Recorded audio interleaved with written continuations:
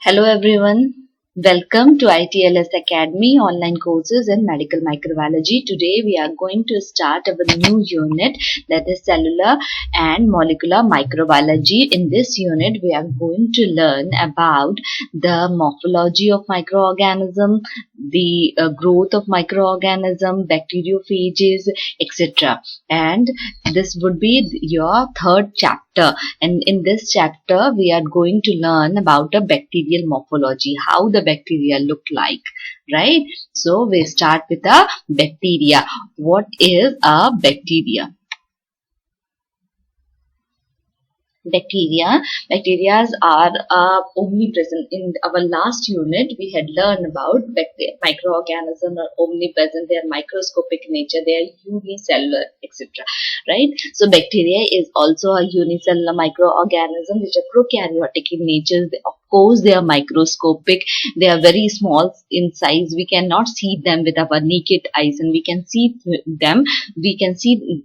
this microorganism or a bacteria through a microscope only. Bacteria is a microorganism which are found everywhere in the environment, from a deep sea vent to the below of the earth's surface, and even in our digestive system also.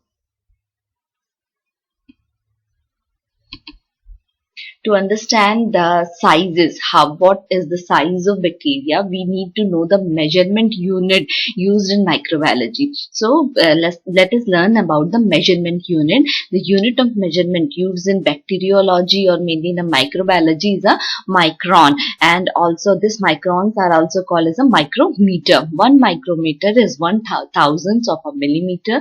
1 millimicron and is a nanometer is a 1/1000th of a micron or 1 millionth of the millimeter. 1 Armstrong is 1/10th of a nanometer, and 1 millimeter is equal to 1/1000th of a meter. This micron has a sign, is denoted by a sign called as a mu. Shape and sizes of bacteria. Bacteria are found mainly in the nature in three sizes, three shapes, right? First shape is cocci shape, second is bacilli shape, and third is spiral, that is called as a spirochete. Cocci are the true spheres with a diameter ranging from 0.75 to 1.25 micrometer. On average is 1 micrometer. And cocci is a round circular shape. In our next slide we are going to see how the shapes are there. Bacillus is very short bacillus, and bacilli ranges from 2 to 10 times of their breadth. Whatever their length is 2 to 10 times from their breadth, right? Vibrio is a comma-shaped bacteria, and Spirochete is a spiral-shaped bacteria. In this slide, you can see how the coccus is purple color is coccus, and the second one is slight bigger than a coccus is a Coccobacillus, and then bacillus, that is a cylindrical shape. Vibrio is a comma-shaped bacteria. Spiral is a spiral, and a spirochete has many coils are there. You can see many coils are there. That is a spirochete. This is a long curved bacteria, and they can have as many as 20 coils in them, right? Various forms of bacteria. Through this slide we can understand how the bacteria, various types of bacteria.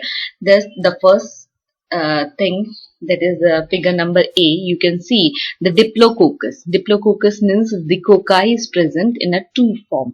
Two cocci are joined to form a diplococci, and Streptococci is a chain of coccus. Staphylococcus is a mass of cocci, and Bacillus is a cylindrical bacteria, and Coccobacillus, it is a cylindrical form but the shape is slight spherical. Fusiform bacteria, the edges are fused together. Filamental bacteria, the filaments are present in that bacillar. And Vibrio, we already know it is a comma-shaped bacteria. Spiral, here also the ends are fused somehow, and spiral, it should look like a spiral, right? Coils are present in them. And in the J figure, you can see in the J figure, Cercina, it is a cluster of cocci in a four cocci are joined to form a cercini. morphology of bacteria. This is the general morphology of bacteria. Here we can see the cell wall, plasma membrane, capsule, the basal bodies are present and therefore their movement, fragilized presence, ribosome, cytoplasm, pili, cytoplasmic exclusions, and of course the heart is nucleoid. That in this nucleoid the DNA or the genetic material is present. In elaborated form, we are going to learn this element in this chapter. As shown in a figure, bacteria have a surface adherent that is known as the capsule or a slime, appendages that is flagella and membrane, cell wall, cytoplasmic structures that is plasma or cytoplasmic membrane, mesosome, ribosome, polyamine, cytoplasmic granule, nucleus, etc. So we are going to learn in detail about this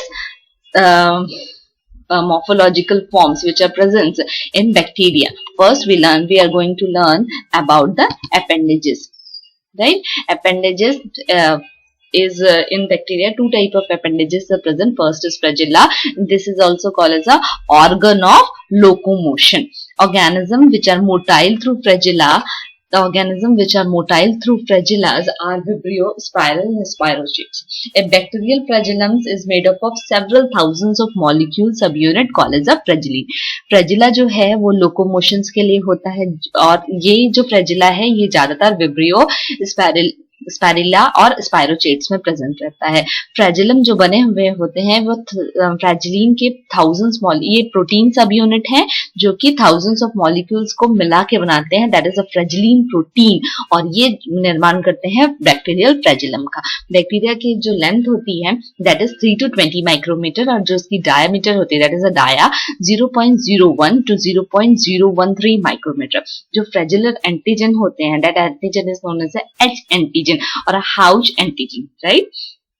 उसके बाद हम देखते हैं how the flagella look like. Anatomy देखते हैं इसकी. Flagella में ये जो फर्स्ट पार्ट है this is the whole structure is a flagellum. Flagellum में एक हुक होता है. द अपर जो बाहर निकला हुआ है that is a hook structure. ये कैप्सूल सेल वॉल के अंदर जाके ये अंदर गड़ा हुआ होता है ताकि वो स्ट्रेंथ दे, एकदम निकल ना जाए, strength they. And that is a hook. Hook के अंदर में एक आउटर रिंग होती है और एक inner ring. The outer ring you can see in the green colour and inner ring in the pink colour. ये अप टू साइटोप्लाज्मिक मेम्ब्रेन तक गड़ी हुई होती है अंदर में. तो ये क्या है एम्बेडेड रहता है और ये जो फिलामेंट है ये बाहर की तरफ निकला है. And this is the organ of locomotion. Arrangement और बैक्टीरिया के फ्लैजेलम के अरेंजमेंट के अनुसार भी हम बैक्टीरिया को डिवाइड करते हैं कुछ कैटेगरीज में. अगर उसमें एक फ्लैजेला है then we will call as a monotrichous. अगर पूरे फ्लैजेला उस बैक्टीरिया को सराउंड किए then it is known as a peritrichous. अगर एक एंड पे ही बहुत सारे फ्लैजेला प्रेजेंट है then it is a lophotrichous, lophotrichous. And अगर दोनों साइड में एक एक प्रेजेंट है दैट इज एम्फीट्राइकस. और अगर एक भी प्रेजेंट नहीं है फ्लैजेला में तो एट्राइकस.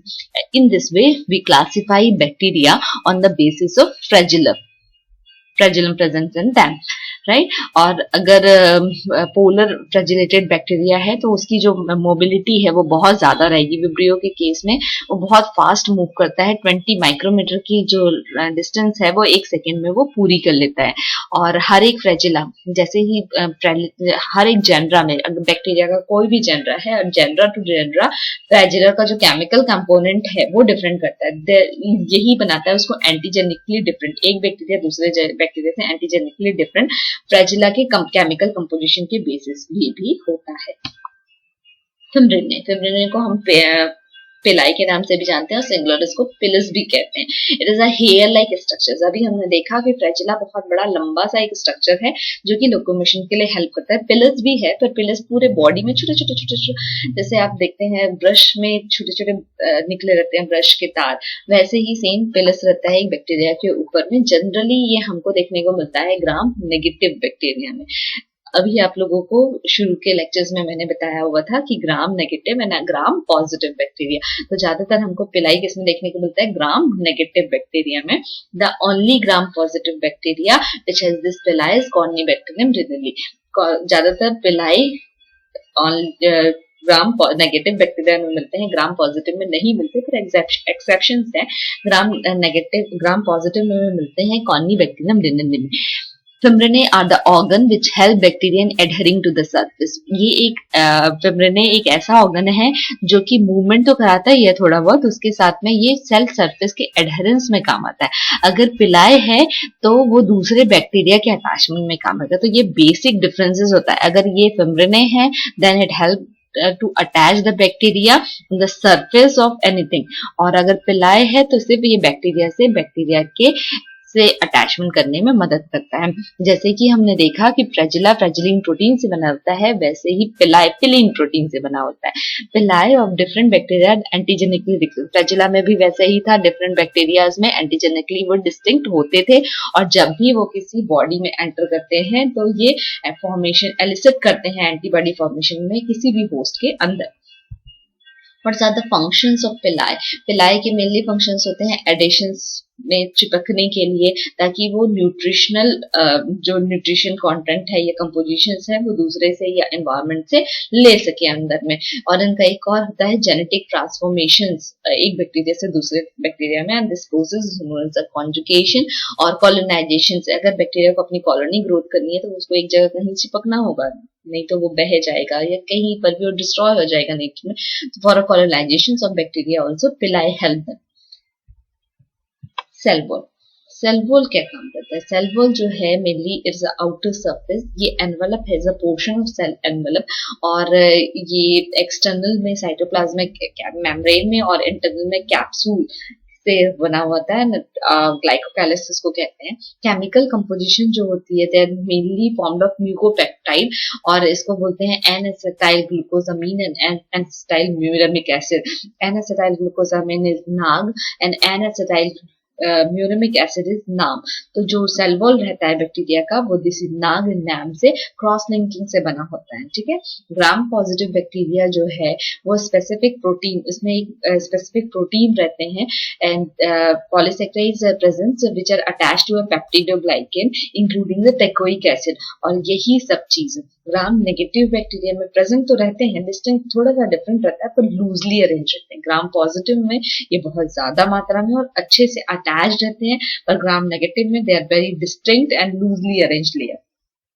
ये एक बेसिक डिफरेंस है ग्राम पॉजिटिव और ग्राम नेगेटिव के बीच में, और in this way we classify gram positive and gram negative bacteria on the presence of their cell wall.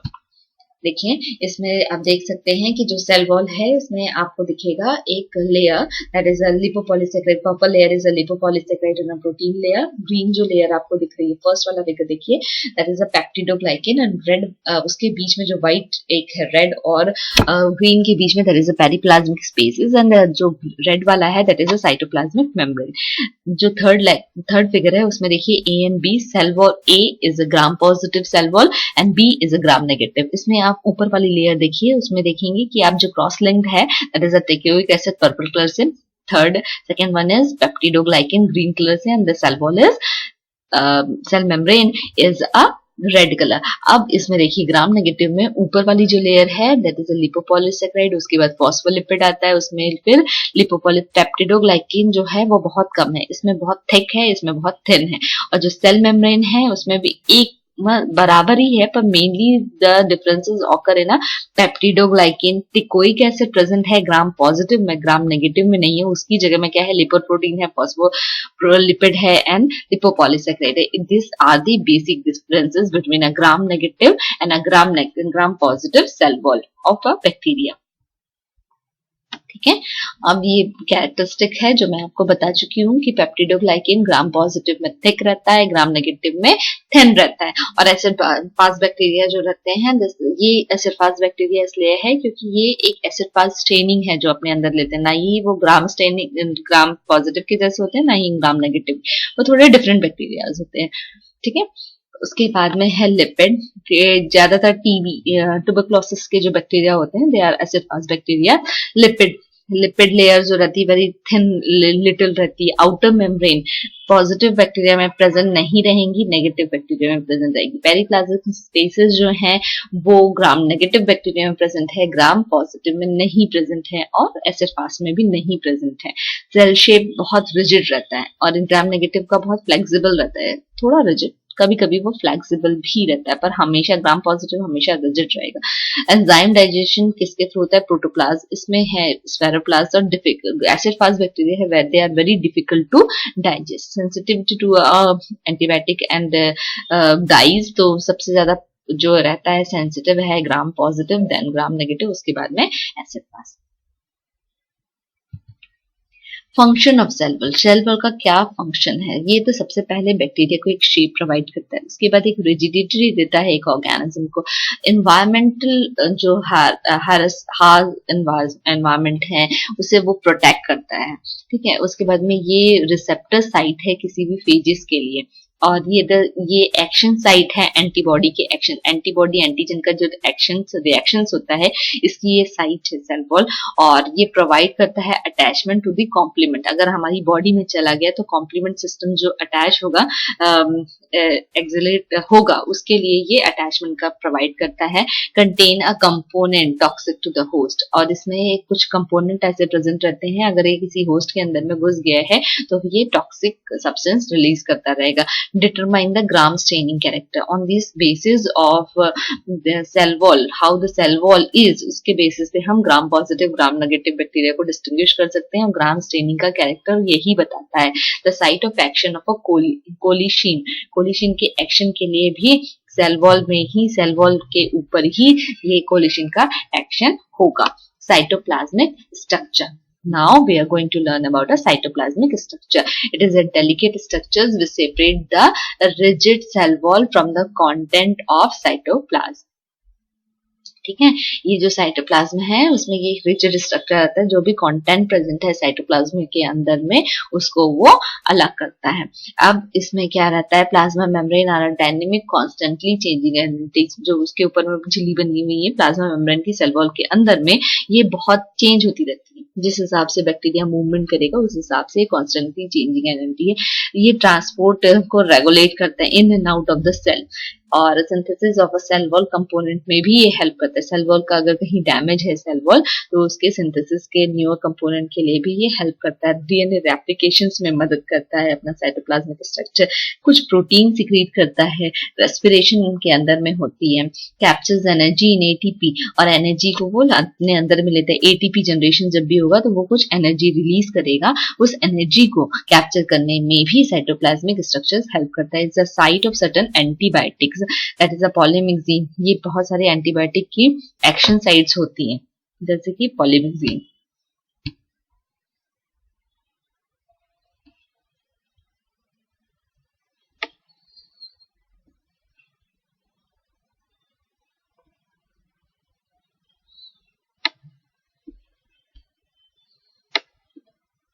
मिजोजोम्स principal site है रेस्पिरेटरी एंजाइम्स के लिए, ये एनालॉगस है, मतलब माइटोकॉन्ड्रिया के जैसे ही प्रेजेंस है। ये साइटोप्लाज्मिक स्ट्रक्चर्स का एक पार्ट है। This are the essential in bringing about a cell division. Mesosomes के थ्रू हम सेल डिविजन्स का जो एक्शन है वो बहुत इंपॉर्टेंट है। मिजोजोम्स, अगर मिजोजोम्स प्रेजेंट है तो they help in a cell division. They are convoluted invaginations of a plasma membrane. ये एक अंदर मुड़ा हुआ एक प्लाज्मा मेम्ब्रेन का स्ट्रक्चर्स है, और इसको हम कॉन्ड्रॉइड्स भी कहते हैं। राइबोसोम्स आर साइटोप्लाज्मिक, राइबोसोम्स जो हैं वो साइटोप्लाज्मिक पार्टिकल रहते हैं, बहुत हेल्पफुल रहते हैं। Is a site of protein synthesis और composed of RNA and protein. RNA 70% रहेगा और प्रोटीन 30% इसमें प्रेजेंट रहेगा। Ribosomes are a group in a long chain. अगर राइबोसोम छोटे राइबोसोम्स हैं, ये ग्रुप रहते हैं, that group of ribosomes is known as a polyribosomes. इसका जो सेडिमेंटेशन कोफिशिएंट रहता है 70s का, is composed of 30s and 50s। 30s is a smaller सब unit and 50s is the bigger सब unit of 70s। Ribosome Polyamines. This type of the type of polyamine presence in a bacteria is a putrescine, spermidine, spermidine and spermine. And ये सारे जो हैं polyamines ये ज़्यादातर produced by the bacteria, ये present रहते हैं बैक्टीरिया में and found associated with a bacterial DNA. Ribosomes और साइटोप्लाज्मिक मेम्ब्रेन जो पॉलीअमीन्स है ये ज्यादातर हमको बैक्टीरियल डीएनए से जुड़े हुए मिलेंगे राइबोसोम से और साइटोप्लाज्मिक ग्रेन्यूल से साइटोप्लाज्मिक मेम्ब्रेन से। अब पढ़ते हैं साइटोप्लाज्मिक ग्रेन्यूल्स के बारे में। साइटोप्लाज्मिक ग्रेन्यूल्स बहुत इंपॉर्टेंट है बैक्टीरियाज में और बहुत ही अलग अलग टाइप के हमको साइटोप्लाज्मिक ग्रेन्यूल्स देखने को मिलते हैं। कुछ टाइप्स हैं जैसे कि glycogen, poly beta hydroxy butyrates and बेब्स अननेस्ट वॉलिट्यून ग्रेन्यूल्स। ये जो ग्रेन्यूल हैं ये फूड रिजर्व्स के नाम से जाने जाते हैं, मतलब कि अगर बैक्टीरिया को अपना फूड रिजर्व करना है तो they are in this form, glycogen के फॉर्म में रहेंगे। पॉलीबीटा हाइड्रोक्सी ब्यूटरेट के नाम से ये बैक्टीरिया की बॉडी के अंदर में प्रेजेंट होता है। व्हेनेवर दे नीड फूड, मतलब अगर कुछ क्राइसिस कंडीशंस में है तब ये इसको यूटिलाइज करते हैं for their survival. Nuclear apparatus, ये बहुत इंपॉर्टेंट है। न्यूक्लियर एपरेटस, इसके थ्रू क्या होता है बैक्टीरिया का अगर रिप्रोडक्शन हो रहा है तो एक जीनोम दूसरे जो बैक्टीरियल जीनोम है या बैक्टीरियल जेनेटिक मटेरियल है वो दूसरे बैक्टीरिया में ट्रांसफर होता है। ठीक है, this is the very important part of bacteria. The bacterial genome consist of a single molecule of a double standard DNA arrange in a circular form. तो जो बैक्टीरियल जीनोम है उसके अंदर में डबल स्टैंडर्ड डीएनए प्रेजेंट रहेगा। ये linear form में नहीं रहता है, ये हमेशा कौन से फॉर्म में रहेगा, सर्कुलर फॉर्म में रहेगा। In certain conditions around 1000 micrometre in length. The nuclear region in bacteria is not organise. कभी भी जो न्यूक्लियर रीजन रहता है वो नॉट एकदम फुल्ली ऑर्गेनाइज स्ट्रक्चर नहीं रहता है, जैसे कि हमारे अंदर में रहता है कि वो राउंडेड है सर्कुलर फॉर्म में और हिस्टोन के ऊपर में वो रैप्ड है, वैसा नहीं रहता। ये वेरी अनऑर्गेनाइज्ड है, that's why it's known as a nucleoid. और प्लाज्मिड भी प्रेजेंट रहता है, this is also a nuclear material और ये एक्स्ट्रा क्रोमोसोमल जेनेटिक मटेरियल के नाम से जाना जाता है। प्लाज्मिड की जो साइज रहती है वो बैक्टीरियल क्रोमोसोम से 1 से 10% के बीच में इनकी रहती है। In comparison to bacterial chromosome इनकी साइज 1 to 10% रहेगी इस बैक्टीरिया की। Spheroplast and protoplast. Spheroplast and protoplast एक है the form of bacteria which are divide of peptidoglycan component of cell envelope and thus sensitive to osmolarity of a medium belongs to the group of sphaeroplast and a protoplast। कभी भी ऐसा होता है कि peptidoglycan layer अगर किसी bacteria में नहीं है तो उसमें प्रोटेक्ट करने के लिए अगर कोई भी पानी का बहाव है या एनवायरमेंटल कंडीशंस ऑस्मोसिस रेगुलेट करने के लिए उसमें क्या रहता है स्पायरो। दिस जो ये ग्रुप है इसको बोलते हैं हम लोग स्पायरोप्लास्ट एंड प्रोटोप्लास्ट। अगर gram positive bacteria then it is known as a protoplast, वो बनाएगा। अगर पेप्टिडोग्लाइकेन से लॉस्ट हो गया then it will become a protoplast. अगर ग्राम नेगेटिव बैक्टीरिया है और उसकी पेप्टिडोग्लाइकेन जो थोड़ी बहुत बची है वो चली गई है then it is known as a spheroplast. तो ये एक बेसिक डिफरेंस है। इसमें देखिए सेल मेम्ब्रेन जो ग्रीन कलर का है उसके ऊपर में एक आउटर मेम्ब्रेन आ जाएगा। ठीक है, तो ये स्फेरोप्लाज्म में एक आउटर मेम्ब्रेन प्रेजेंट रहता है, प्रोटोप्लाज्म में आउटर मेम्ब्रेन प्रेजेंट नहीं रहता। This is the basic difference. अगर पेप्टिडोग्लाइकेन लॉस्ट हुआ है तो ग्राम पॉजिटिव बैक्टीरिया क्या बनाएगा, प्रोटोप्लाज्म। ग्राम नेगेटिव बैक्टीरिया क्या बनाएगा, स्फेरोप्लास्ट। Bacterial spores. They are formed in adverse nutritional conditions. In response to adverse nutritional conditions, अगर बहुत ही adverse nutritional conditions आ गई हैं, उनको खाना नहीं मिल रहा है, तो they become inactive. और this inactive bacterial cell is known as the bacterial spores. More resistance to desiccations. Desiccate नहीं कर सकते हैं हम इसको, heat के थ्रू नहीं कर सकते हैं। Various chemicals जो इसके actions है इसके ऊपर में बिल्कुल नहीं होते। They are very resistant to them. और contain a calcium dipicolinide और ये कैल्शियम डिपिकोलाइड ये हीट रेजिस्टेंस होता है विद इन द कोर और ये हेल्प करता है इस बैक्टीरिया को हीट के against. Germinate under a favourable nutrition condition whenever the bacteria, ये सीड के जैसा था, mainly it is like a seed. अगर उसको फेवरेबल कंडीशन मिली तो वो अगेंस्ट अपने आप को रीजनरेट कर लेगा, जर्मिनेट कर लेगा। Help in identifying some species of bacteria. Spore germinate to produce a single vegetable cell. This is are the bacterial spore. जो आप पर्पल कलर का देख रहे हैं वो अपने आप में एक एरिया बना लिया, that is known as a exosporium. And फिर स्पोर का कोट होता है, red one is a inner membrane और ग्रीन वन जो है वो that is a spore cortex. और इसमें दो तरीके की साइकिल होती है जिसके थ्रू वो अपने आप को रीजर्मिनेट करता है, that is a vegetative cycle and a sporulative cycle. ठीक है, स्पोर फॉर्मेशन ज्यादातर बैसिलस में, कोलेस्ट्रिडियम में, ग्राम पॉजिटिव में हमको देखने को मिलता है। ग्राम नेगेटिव में ज्यादातर हम स्पोर फॉर्मेशन नहीं देखते हैं। Classifications of bacteria. Bacteria are classified on the basis of their size, shape, color, staining property, respirations, reproductions. In this way we classify bacteria. अभी तक हम लोगों ने देखा कि morphologically how they are different. अब बैक्टीरिया को अगर क्लासीफाई करना है तो हम बैक्टीरिया को size, shape, colour, staining property, respiration, mode of reproduction, इसके बेसिस पे हम क्या करते हैं, बैक्टीरिया को क्लासीफाई कर सकते हैं। On the basis of their shape, cocci है, बेसिलस है, एरोबिक है, एनारोबिक है, रेस्पिरेशंस है, एरोबिक, एनारोबिक, इन बेसिस पे भी हम उसको डिवाइड करते हैं। एंड रिप्रोडक्शंस का बेसिस है कि कौन से टाइप का उसमें रिप्रोडक्शन हो रहा है, कॉन्जुगेशंस हो रहा है या फिर और किसी दूसरे टाइप बाइनरी फ्यूजन्स हो रहा है, स्पोर फॉर्मेशन हो रहा है कि नहीं, this is all the type, right. Techniques to study a morphology of bacteria. अगर बैक्टीरिया को हम नॉर्मली कहीं से कल्चर से लेके आते हैं, अगर उसको स्लाइड में अगर डायरेक्टली आइडेंटिफाई करना है तो we can go for the observation is a microscopic examinations. Microscopic examinations में क्या होता है कि ये प्राइमरी स्टेप है जिसमें हम माइक्रो ऑर्गेनिज्म को कैरेक्टराइज कर सकते हैं और उनकी आइडेंटिफिकेशंस कर सकते हैं। लाइट माइक्रोस्कोप ज्यादातर यूज होते हैं, डबल मैग्नीफाइंग लेंस सिस्टम इसमें प्रेजेंट है जो कि आप इसमें देख सकते हैं फिगर में। एंड नीचे से जो लाइट है वो इल्यूमिनेट हो रही है, उसके थ्रू हम स्पेसिमेन को फोकस करके उसका स्ट्रक्चर्स हम देख सकते हैं।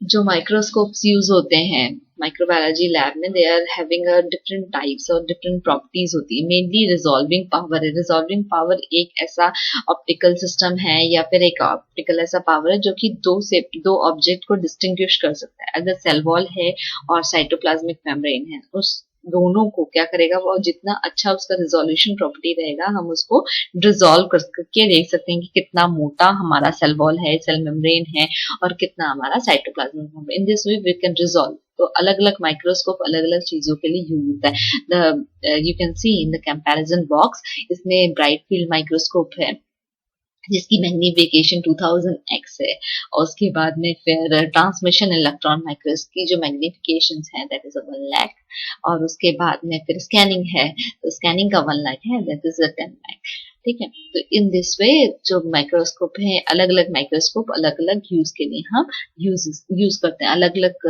बैक्टीरिया के लिए अलग अलग अपना जिस टाइप की हमारी स्टडी है हम उस टाइप का माइक्रोस्कोप यूज करते हैं। अब माइक्रोस्कोप अगर नॉर्मली हम लोगों ने उसको फर्स्ट प्राइमरी एग्जामिनेशन तो कर लिया, पर हमको कुछ स्पेसिफिकली देखना है तो हम उसको क्या करते हैं, स्टेन करते हैं।